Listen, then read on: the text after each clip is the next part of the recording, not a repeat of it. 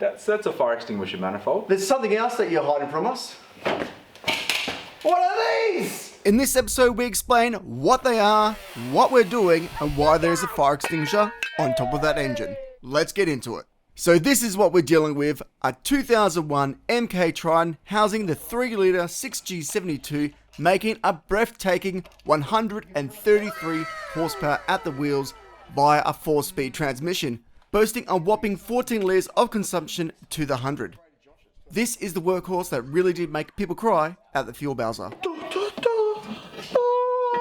Oh, and not one cable forgotten about. We are using a 6G74 Mitsubishi Magna top manifold, and we're chopping this thing up.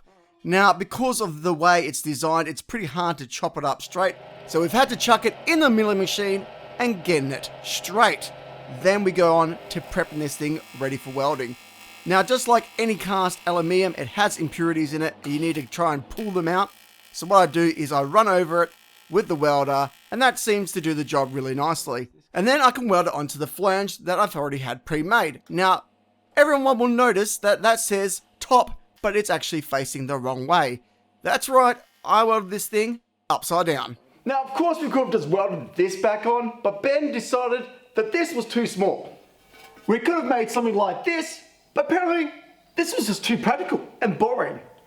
No, you see, you don't want something practical, you want something completely inappropriate. And that's why we got this for $5 from the wreckers, and that's what we're putting in the engine. This is how you do a straight edge. That's right, to get this set up, we need to start with a straight line. Then I'm going to put the manifold that we got nice and straight I'm learning from the teacher. onto the bottle and then mark it out. Then it's given to Ben, while I weld the flange on correctly, over to the grinder so he can clean it, ready to drill some holes on the drill press so we can line this up and finally weld the two things together. Reese, you've just installed a fire extinguisher. Cool. Now, if you think I sound a bit lethargic, it's because I know the next bit I'm not really going to enjoy. We need to actually cut a hole in his bonnet. And yes, that is me passing a fire extinguisher to Liam. And of course, I know that is very ironic. Now, the thing is, if you actually cared about doing this properly, you'll probably get some blue tack, mark it all up, and really take your time doing that. We're not doing any of that. We are hitting this thing straight away, hitting it with the 5-inch ender grinder, and just seeing where we land. I am making a throttle body adapter plate that is going to allow us to hold the Whoa. That is not good. Why did that go slow now? Because you hit Stop. Oh. Well, what he was making is a plate for his throttle body. I think you're doing a good job. No, that was not good. But this is alright. And I'm happy to report that that piece of machinery is still okay, and we did get to finish it off on the lathe, and it made it look amazing. Now, because we're putting big turbos in this thing, we need to make room, so that's the next job. As you can see, I'm angle grinding the power steering bracket out of the way, just like I did on the Turbo Pajero, and also we're removing the battery tray. The tools needed is pretty much just an angle grinder, some muscle power, and maybe a pry bar. Oh, and undying determination. Job. It's coming. You have to just clean it up with a grinder. I just tore everything around it. Now it's time to refocus back on that manifold because we are putting a 102mm throttle body on this 3-litre V6 for some reason. I don't know why. Ben thinks it's a great idea, so we're doing it. Now, while we're welding this throttle flange on, you can see we did end up actually smoothing out those inlet runners to match the best we can with the lower manifold flange. Now, we did use all types of grinding tools, and I will give you a heads up, this is time consuming and it can be a lot of hard work on your tools.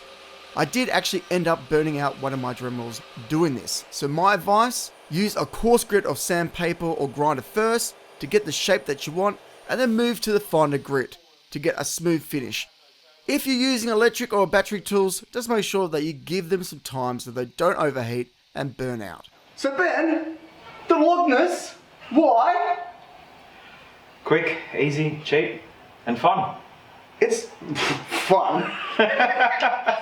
So this is the design we've ended up going with. A couple things I would like to mention is this great idea. we've clamped it to a piece of metal to stop warpage. Yeah, that's been a huge help. Well, I don't know yet, haven't really used it, but this took like a day to make. But anyway, so the logs, why not intricate? Because you can't afford me. You're expensive. No. Honestly, yeah, it just comes down to price, right? Like steam pipes, really, really strong stuff. It's affordable. Obviously, yeah, we've blunted probably a few drill bits and a few things here and there, but the reward is that you get quite a strong manifold design without expensing much. I mean, the hours to make this all match up versus the benefit on a burnout car. It doesn't really matter. You won't break that. No, God, no, I could whack this over your head. Yeah. It definitely wouldn't break. And context, like some of these were new buys, but you know, like that flange was second hand off extractors. That's right. So how much do you reckon you spent? I mean, these are like, what, $10 each? The pipe was the leftovers.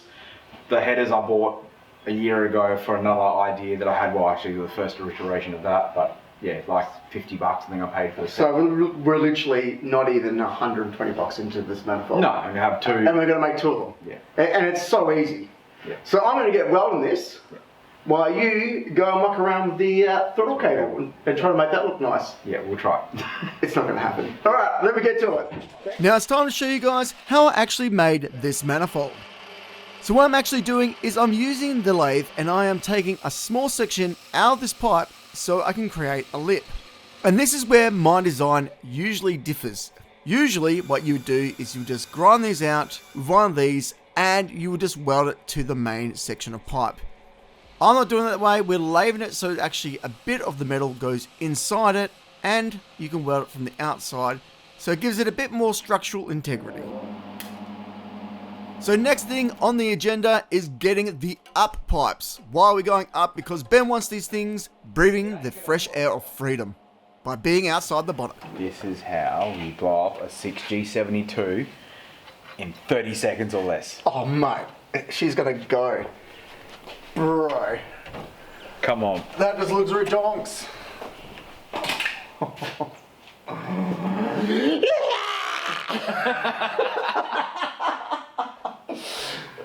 Now, as awesome as that does look, now we have to try and do it on the other side. Except on the other side, there's an alternator, so we have to change up our manifold.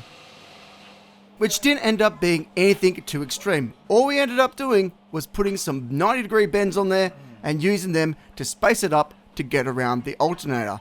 The downside of this is now we have to figure out how to get that pipe back to where it was. You cut the same size, so really it should be. So like really all we need to do is that. That's all we need to do, exact same. That and maybe that. And that I was referring to was this 45-degree bend. The whole reason I'm doing this is so both turbos are about the same distance from the fenders. Because they're not mirrored turbos, obviously the pipe has to be over to one side, so they both match up. As much as it's a backyard build, it's a very professional build. I like it. Oh, professional. Yeah. We'll go with professional. And bit of inspiration from multiple cars off the internet. I'm sure people can recognise some sort of design familiarities. I thought you were just being as silly as possible. No, and that's what's come.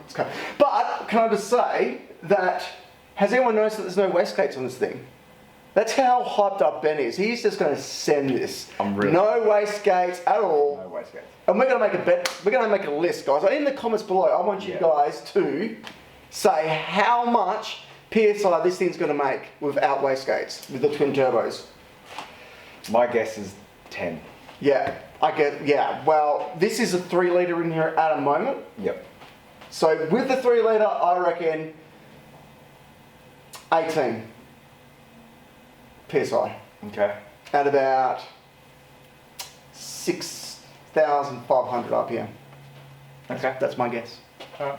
Which would be about 380, 400 horsepower at the wheels. Yeah. Yeah. If anyone understands the dynamics of what these size turbos are, this side of motor, how ridiculously big that plenum is, nothing should work.